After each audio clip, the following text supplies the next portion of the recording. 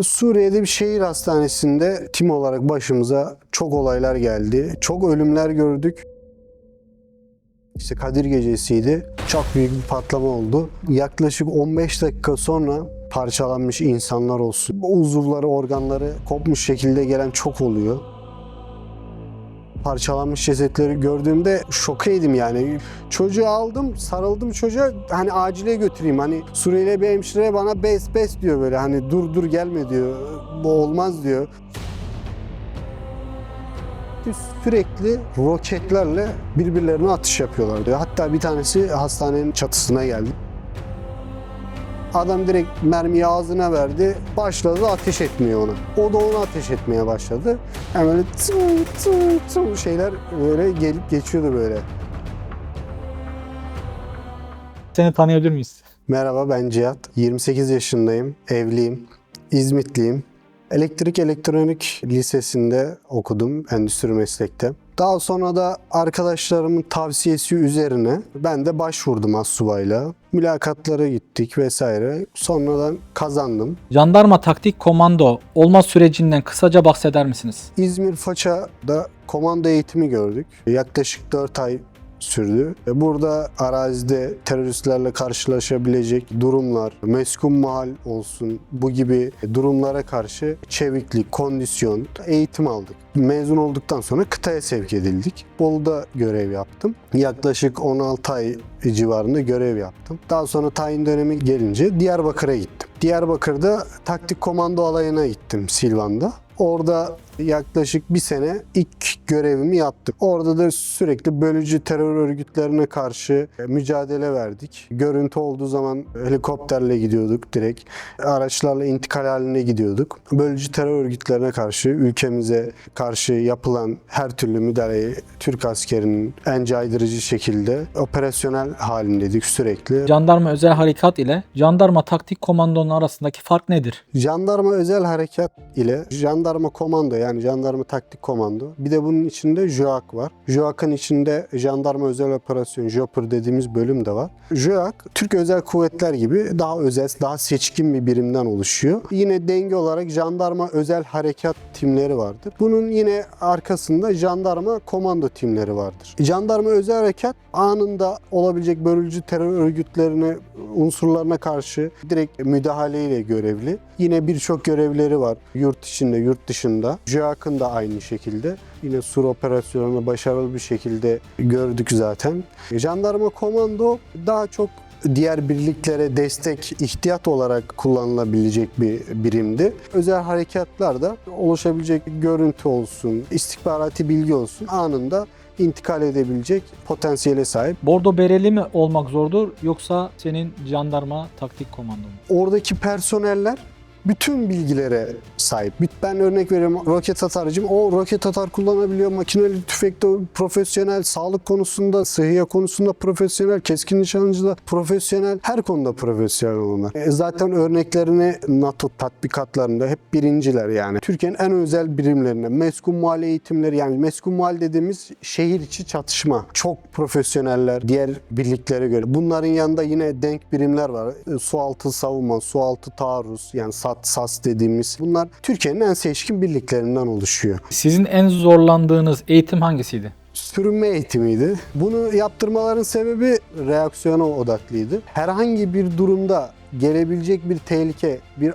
silah sesi olsun ya da bir mermi olsun, anında reaksiyon gösterebileceğimiz bir eğitim türü. Çünkü senin orada gösterdiğin reaksiyon senin hayatını kurtarır. Arazide akıllı mücadelesi oluyor. Onlar da akıllı, biz de daha akıllı olmak zorundayız. Çünkü hedefi küçült ki düşman seni vuramasın yani. En zor gelen eğitim hedef küçültmekte. Nerelerde görev yaptınız? Bolu, Diyarbakır, Batman, Bingöl sınırında, Lice, Suriye, Resulay, buralarda görev yaptım. İlk operasyonunuz nasıldı? Neler hissetmiştiniz? Tim komutanım vardı benden sorumlu. Onlar rehberlik ediyordu. Araziyi tanıtıyor. İşte burası tehlikeli. Burada bu olaylar yaşandı. Şurası şu tepe. Burada işte daha önce bu olay yaşandı. Algoritmayla arazi tanıtılıyordu. Bize verilen özel map'ler vardı. O map'ler sayesinde biz kendimiz arazide nasıl gideceğimizi, nerelerden gideceğimizi o bilindik hafızaya göre, oradaki yaşanmış olaylara göre kendimize rota çiziyorduk. Orada mevzileniyorduk, bekliyorduk. Çok heyecanlandım. Yapabilir miyim? Acaba bir şeyle karşılaşacak mıyım? Arazi zifiri karanlık yani. Gece görüşler olsun, şey olsun. Sürekli böyle Terminator gibi bakıyorduk. Acaba bir şey olacak mı, bir şey çıkacak mı böyle. Sevinç, o kıvanç da vardı bizde. Hiç pusuya düşürüldünüz mü veya rehin alındınız mı? Pusuya düşürülmedik, rehin alınmadık. Çok şükür. Pusuya düşürülme farklı bir birlikteki jandarma özel harekat timleri düştü. Şehidimiz oldu 2 tane. Lice tarafında pusuya düşürüldü timler. Onun haberi gelmişti. Biz aslında oraya gidecektik. İptal oldu operasyon. Normalde hep gittiğimiz yerdi. Çünkü Silvan Lice arası pek uzak değil, yakın. Sürekli oralardaydık. Aslında o zaman çok gitmek istedik yani. Gidelim de öcümüzü alalım, intikamımızı alalım. Tanıdığımız, bildiğimiz arkadaşlarımızdı. Allah rahmet eylesin onlara. Şu ana kadar kaç çatışmaya girmiştiniz? Bunlar arasında aklınızda en çok kalan hangisi? Suriye'de bir şehir hastanesinde görev yaptım. Burada görev yaptığım sırada tim olarak başımıza çok olaylar geldi. Çok olaylar gördük. Çok ölümler gördük. Orada yaşadığım, etkilendiğim en kritik olaylardan biri İşte Kadir Gecesi'ydi. Çok büyük bir patlama oldu. Hiç unutamıyorum, aklımdan hiç gitmiyor. Patlama olduktan yaklaşık 15 dakika sonra orada bulunan insanlar, parçalanmış insanlar olsun, yaklaşık parçalanmış cesetleri gördüğümde şokaydım yani. Hiçbir şey düşünemiyordum. Hatta küçük bir çocuğu aldım böyle. Aklımda, idrakimde değil yani.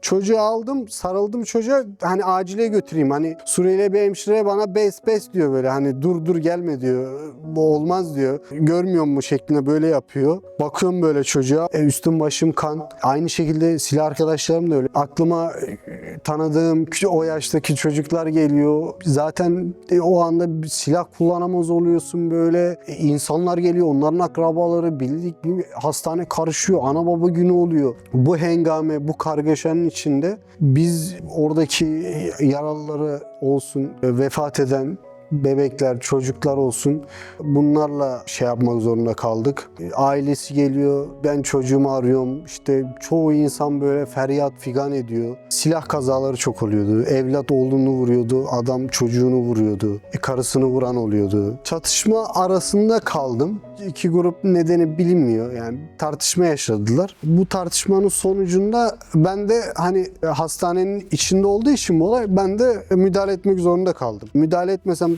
daha çok büyüyecekti. Benim tercümanlarım vardı. O arada onlar gelmediği için onlarla sağlıklı iletişim kuramadım. Sağlıklı iletişim kuramadığım için de tam olarak konuşamadım. Emniyetli bir şekilde gidiyorum ama adam direkt mermiyi ağzına verdi. Başladı ateş etmeye ona. O da ona ateş etmeye başladı.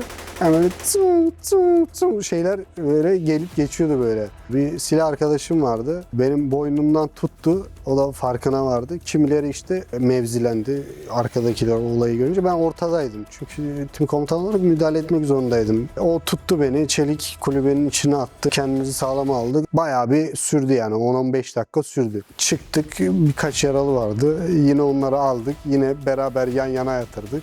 Konuştuk, niye yaptınız, bak oldu mu falan. Barıştırdık, ettirdik. Sonra gittiler yani. Timci olarak yaşadığımız birçok olay vardı. Psikolojimizi çok etkiledi. Ruhsal olarak kendimizi toparlamak zorundaydık. Çünkü müşterek görev yapıyorduk. Suriye Milli Ordusu'na ait gruplar vardı. İrtibat halindeydik. Yine bir gün tam Suriye'de hani görevimizin bitmesine yakın bağımsız gruplar dediğimiz. Bağımsız grup şu, ne bölücü terör örgütünden ne de Suriye Milli Ordusu'ndan, yani kendi başına bir grup. İlçeyi alıyorum, burası benim, buraya kimse giremez. Bu bağımsız gruplar özellikle orada çok sorun oluşturuyordu. O zaman orada büyük bir olay oldu. Bir gece boyunca devam etti. Sürekli roketlerle birbirlerine atış yapıyorlardı. Hatta bir tanesi hastanenin çatısına geldi. Allah'tan bir şey olmadı. Ertesi gün bizim birliklerimiz girdi, orayı temizledi. Çoğu insan zekarat anına çok denk geldim. Bu adam hani son nefeslerine veriyor. Tabii biz de yardımcı olmak için kalp masajı yapmaya çalışıyoruz. Orada nefes var, nefes basıyoruz. Bir yandan Suriyeli başka bir yakını ona kelime-i şehadet okuyor, sürekli Kur'an okuyor. Kimileri gözü açık gidiyor. Zaten gelenlerin çoğu uzuvları, organları kopmuş şekilde gelen çok oluyor. Bu şekilde vefat edenler oldu. Çok gördük yani, o ölüm anını çok insanda yaşadım. O adam ruhunu teslim ederken çok orada şahit oldum. Ben orada kalp masajı yaptığımı biliyorum yani. O adam ruhunu teslim etti. Bugün Bugüne kadar yaptığınız operasyonlarda en çok aklınızda kalan hangisiydi? İtirafçı ile yaptığım operasyon oldu. İtirafçı ile gittiğim zaman da acaba bizi yanlış yöre götürüyor mu? Hani müşterek olarak çıktığımız için bizi pusuya götürüyor mu? İtirafçı olduğu yerde mektup bulduk. Mektupta o itirafçının her şeyini yazmış. Yani o lojistik deposunu adam gösterdi bize. Biz oraya gittik. Lojistik her şey vardı orada. Bir de adamlar oraya mektup bırakmış. Hani o adama itirafçıya yönelik. İşte sana şöyle yapacağız, sana böyle yapacağız, sana şöyle yapacağız. Tabii orada bir sürü pis şeyler de vardı yani. En çok bulduğumuz şey doğum kontrol haplarıydı. Özellikle zerdüşlük ile kitaplar, el yapımı patlayıcı, tüplerin içinde kilolarca bulduğumuz şeyler oldu. Yanınızda şehit düşen askerlerimiz olduğunda neler hissediyordunuz? Bizim farklı bir birlikten arkadaşlarımız o zaman şehit olmuştu. O pusuya düşmüşlerdi. Orada şehit olmuşlardı. O zaman bizde şu vardı. Hadi biz de gidelim, intikamımızı alalım. Kimse bir şey düşünmüyordu. Gidelim.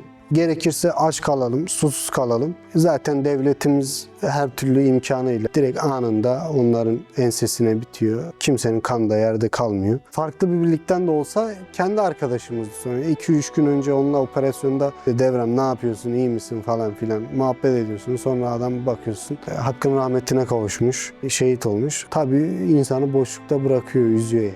Sizi çok duygulandırıp gözyaşlarına boğan bir anınız var mı? Suriye'de olmuştu. Küçük bir çocuk vardı, sürekli hastaneye gelirdi. İsmi de Usame'ydi. Böyle ben hep onunla oyun oynardım, böyle getiririm çikolata falan alırdım, getirir verirdim. Çocuk silah kazasından dolayı vefat etti. Annesi geldi, hani söyledi, şey yaptı. Çünkü sürekli annesiyle geliyordu. Hastanede ben sürekli ona alıyordum, oyun oynuyordum. Usame saçları da uzundu böyle. Tatlı da bir çocuktu. Oynuyordum, çikolata alıyordum, geliyordu böyle. Beni görünce seviniyordu, şey yapıyordu. Babası silah temizlerken, orada herkeste silah olduğu için yanlışlıkla çocuğun kalbine yakın bir yerden vuruyor ama kan kaybediyor. Kan kaybettiği için çocuk vefat ediyor. Küçük de bir çocuktu. O zaman çok duygulanmıştım, çok ağlamıştım. Küçük bir çocuktu. Beni derinden üzmüştü yani. Hala da o çocuğu böyle bazen gözümün önüne geliyor yani. O çocuğun böyle tatlı gülümsemesi olur ya, çocuk gülümsemesi böyle. O hala böyle kulağıma geliyor yani, o çocuğun gülümsemesi. Artık şehit oluyorum galiba dediğiniz, ölümle yüz yüze geldiğiniz bir an oldu mu? Oldu abi. Yol kontrol noktasında bir patlama oldu. Patlama şöyle oldu. Bölücü terör örgütleri bölgesinden bizim tarafa doğru bir araba geliyor. Araba geldiği sıra yine ekipler var, 2 kişi. Onlar da tam o sırada arabadan iniyorlar. Arabadan indikleri zaman da uzaktan kumandayla patlatıyorlar büyük ihtimal. Patlattığı sırada oradaki 2 tane personel şehit oluyor. Biz de hemen oradaydık. Yani Suriye'ye yeni gelmiştik o zaman. Daha 6. gün falandı. Orada patlıyor. Patlamadan yaklaşık bir 10 metre yan taraftaydık ama bir binanın içindeydik. İskelet bir bina vardı. Öyle bir patlama oldu ki her yer toz duman. Her yer böyle insanlar bağırışıyor, silah sesleri vesaire. İlk defa bir şey oldu. İlk defa başıma bir şey geldi. Yani o zaman dedim ki herhalde öleceğim. Herhalde başka bir şey olacak. Herhalde bomba patladı ya da dedim ki bizim personelden birine bir şey oldu. Dedim ki bir şey oldu yani. Dedim ya da ben de öleceğim yani, artık şehit olacağım yani dedim. Hani bir şeyler olacak hani o. Çünkü her tarafta toz, sis bulutları, millet bağırıyor, ateş edenler var, havaya ateş ediyorlar. Kime ateş ettiği belli değil ya, bana mı ateş ediyorlar? Karmaşık bir an o patlamada. Elim kolum bağlanıyor tabii yani ama kendine böyle bir gelmen lazım orada. O anı atlattıktan sonra hemen yere yatıyoruz işte gerekli. O anda düşündüm 10 saniye ama bana o 10 saniye gelmedi yani. O 10 saniyede bana neler oldu neler. O 10 saniyede her şeyi düşündüm. İnsanın aklına her şey geliyor yani. Dedim yani öleceğim. Aha öldüm. Yani bitti buraya kadar dediğim an oydu yani o zaman. Allah'ın sizi koruduğunu hissettiğiniz özel bir an var mı? Bir gün arazideyiz. Arazide kışın belli bir rakımdan, yüksek bir rakımdan aşağı inmemiz lazım. 3 tim var. Timlerin akademisi de benim. O noktaya gitmemiz lazım. O noktada da kendi birliğimize bilgi vermemiz lazım. Ben o noktaya gittim çünkü o noktadan birliğimize geri döneceğiz. Ama hani istişare yapıyorum diğer tim komutanlarıyla. Komutanım oradan gidilmez. Çünkü kayalık ve önünü göremiyoruz. Zifiri karanlık. Ay gözüküyor ama bulutlar her tarafı katlamış. Aşağı inmemiz, ya aşağı inmesi demek herkes de silah tecisi. Biri bir kaysa diğerini götürür böyle, adamı ara bul bilmem ne. Yani içimden dedim ki Allah'ım ne olursun beni bu durumdan kurtar. Çünkü inmem lazım. Diğer tüm komutanları bana bakıyor. Hadi bir karar al. Nereden gideceğiz? Diğer yol çok uzak. Oradan personelle yorgun. Götüremem. Ne yapacağım? Oradan düşersek belki Allah korusun. Ya biri şehit de olabilir. Nasıl bunun sorumluluğunu alacağım? Nasıl olacak? Biraz düşünmeye kalmadım. Bizim bir köy korucusu vardı. Komutan dedi, bak dedi, bulut aralandı dedi. O bulut perdesi kesildi. Orada sanki o dolunayın ışığı vurunca yerler kara olduğu için yani o bembeyaz açıldı oraya. Kayalıklardan millet güvenli bir şekilde indi, aşağı ulaştı. Yani o zaman çok beni etkilemişti. Yani o zaman hatta anneme babama da anlattım böyle. Dedim anne baba dua mı ettiniz? Oğlum dedi biz sana her zaman dua ediyoruz falan. O zaman şey olmuştu yani beni çok etkilemişti abi. Kaç yıl bu mesleği yaptınız? Yaklaşık 8 yıl yaptım. Eski jandarma komando astsubay, jandarma komando taktik alay komutanlığında görev yaptım. Daha sonra Suriye Müşterek Karargah Komutanlığı görevi emrine verildim. Burada Resulayn Hastanesi'nde 6 ay bir fiil görev yaptım. Daha sonra Tel Abyad Haseke Yol Kontrol Noktası'nda görev yaptım diyebilirim. Silvan Jandarma Komando Taktik Alay Komutanlığı'nda çalışırken Barış Pınarı Harekatı'na katıldım. 6 ay bir fiil görev yaptım Suriye Resulayn Hastanesi'nde. Daha sonra yol kontrol noktasında görev yaptım. Görev yaptığımız süre içerisinde Özgür Suriye Ordusu yani Suriye Milli Ordusu ile beraber görev yaptık. Beraber savaştık. Bu mesleği tavsiye eder misiniz? Gerçekten ruh ve cesaret, fedakarlık isteyen bir meslek. Ailenden fedakarlık edeceksin. Kendinden fedakarlık edeceksin. Her şeyden fedakarlık edeceksin. Sadece devletin için. Yani ama heves ya da maddi yönden ya da bunları çok zorlanır hatta yapamaz yani. Bu süre zarfında bir boşluktaydım yani. Sonra işte Mehmet Hoca'nın bir videosuna denk geldim. Yine Pencere Risalesinden. Ben şeyi de çok merak ederim böyle. Astronomi olsun. Big Bang biraz böyle yıldızlardan şeylerden bahsetti. Hani bir ilgimi çekti. Ya dedim ki güzel anlatıyor dedim. Dinleyeyim başka neler var falan. Böyle dinledim. Sonra konu namaza geldi, itikada geldi, fıkıha geldi, ihlasa geldi. Adım adım sanki beni biri çekiyor böyle hani yavaş yavaş. Ya sonra dedim ki bir kendimi değiştireyim. Hani bazı kötü alışkanlıklarım vardı onları bıraktım. Dedim bırakabiliyorum. Bıraktım. Mehmet Hoca'nın bir tam beni etkileyen videosu Marifetullah'tı. Ya dedim ki yani demek ki ben bu yaşıma kadar başka bir Allah'ı tanıyormuşum. Bu yaşımdan sonra ben başka bir Allah'a iman ediyorum. Benim daha önceki iman ettiğim Allah'la şimdiki iman ettiğim Allah yani bir değilmiş yani. Farklıymış. Ben halbuki cahiliye dönemindeki şeyler olur ya, müşrikler olur ya, kendimi yani o şeyde hissettim sanki bir tebliğ gelmiş de bana. Hani yavaş yavaş namaza başladım. Annem falan şey yapıyor böyle. Allah Allah yapıyor. Nasıl oldu kendi kendine bu? Babam geliyor şey yapıyor. Maşallah odayı açıyor. Maşallah diyor. Tam namazdayken biraz gülme geliyor bana. Geri kapatıyor. Babam da çok eğlencelidir. Ondan sonra beraber sonra hadi cemaat yapalım. Evde cemaat yapıyoruz. Ya sonra bir baktım evde hani annemle babamla oturmuşum. Yani cemaat yapıyoruz. Babam imamlık yapıyor işte. Ben de müezzinlik yapıyorum. Sonra dedim ki ya bunlar böyle lezzet aldıkça böyle hani beni iştahlandırıyor. Lezzet aldı. Hani yani babam bana derdi kalk namazını kıl derdi mesela. Bana kalk namazını kıl hadi.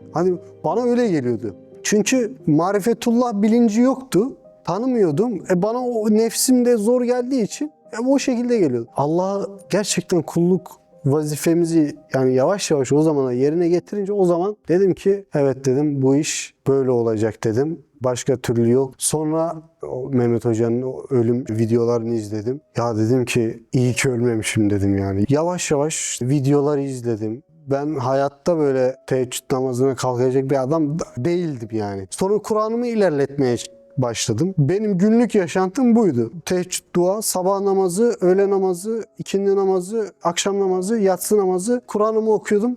Yani yine sürekli böyle Allah-u Teala kendisiyle meşgul ediyordu beni. Yani sonra döndüm arkama bak, bir yıl önceki Cihat'a bak, şimdiki Cihat'a bak dedim. Keşke dedim hayalenle Kocaeli'de falan da açılsaydı dedim de hani Allah nasip etti, 5 dakikalık yürüme mesafesine hayalenimi buraya Duisburg'a nasip etti. Allah-u Teala ile tanışmam bu şekilde oldu diyeyim yani. Önceden şeytanın elinde, nefsimizin elinde, dünyanın elinde, yani sinek kanadı kadar değer verilmeyecek bir şeyin peşinde koşup durmuşuz. Ya belalarla uğraş, çırpın böyle, sanki boğuluyorum böyle. Hani keyfime göre hareket ediyordum. Uzaktım yani. Sonradan ben namaza bakış açım olsun, şey olsun, bir şeydi yani. Hani namaz mı kılıyorsunuz? Ya işte siz namaz kılıyorsunuz ama işte ne geliyorsa sizden geliyor şeklinde böyle cahile düşüncelerim vardı. O perdenin arkasını görünce dedim ki yani cahil olan gerçekten benmişim dedim yani. İyi ki bu kapıdayım. Yani ben şu an sizlerle tanıştım. Allah razı olsun. Hayalhanemin Almanya'da olması hakkında ne düşünüyorsun? Mehmet Hoca hani orada videolar çekiyorlar. Herkes böyle birbiriyle sohbet ediyor, şey yapıyor. Ben hani dedim ki arkadaş benim de keşke orada olmam lazım. Ya ben de orada olsaydım ya. Ortamı çok imrendim yani. Sohbet ediyorlardı. Güzel aktiviteler, eğlenceler. Çok güzel. Yani dışarıda ne yapacaksın? Kafeye git. Haram orada. Oraya gideceksin. Buraya gideceksin. Orada samimiyet yok. Bir şey yok. İnsanlar senin neyine baktığı belli zaten. Ama burada herkes birbirinin ahireti için çalışıyor. Ona ne katabilirim? Herkes birbirinin imanını kuvvetlendiriyor. Ya birlikten güçlü artıyoruz ya. Yani ya imrendim hani. Bu gerçekten tek başına olacak bir iş değil. Gerçekten şu dergah, şu kapıya ya bulunmaz bir veli nimet yani. Özellikle Almanya'da, özellikle bu bulunduğu çevre itibariyle küffarın böyle alnının ortasına böyle kılıç darbesi indirirsin ya. Aynı o şekil yani abi. Yani hayalhanemin tam mevki olarak olduğu yer tam onu anlatıyor. Çok iyi bir konumda. Çok güzel olması. Burada yine abilerimle tanıştığım, güzel insanlarla tanışma. Hepsi birbirinden çok güzel. Hepsi benim böyle ahiretimi düşünüyor. Hepsi bana imanda ne katabilirim. Hepsi benim gerçekten iyiliğimi düşündüğümü oradan anlıyorum yani. Gerçek dost. Bütün arkadaşlara gerçekten tavsiye ediyorum. Bu devirde sizi gerçekten kurtuluşa götürecek yerler çok az. Bunlardan biri de hayalhanem gibi yerler. Allah bizleri böyle yerlerden ayırmasın. Bütün herkese tavsiyem o. Gelip görsünler yani. Gerçekten vurgulamak istediğim o. Ben bunun lezzetini aldım. Çevremdeki insanlar da bilir. Onlara sürekli anlatıyorum. Sürekli konuşuyorum onlarla da. Onların da o lezzeti aldıkları zaman zaten anlayacaklar yani. Aynı benim konuşmam gibi böyle konuşacaklar yani. Sus artık Megan, sus! Sus! Defol git! Yok, Nefret ediyorum senden! Nefret ediyorum senden! bir daha yüzümü göremeyeceksin. Defol git!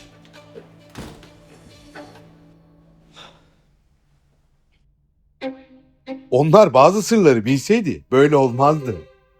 Mehmet Yıldız'ın kaleminden Mutlu Evliliğin Sırları şimdi mybedesten.com'da.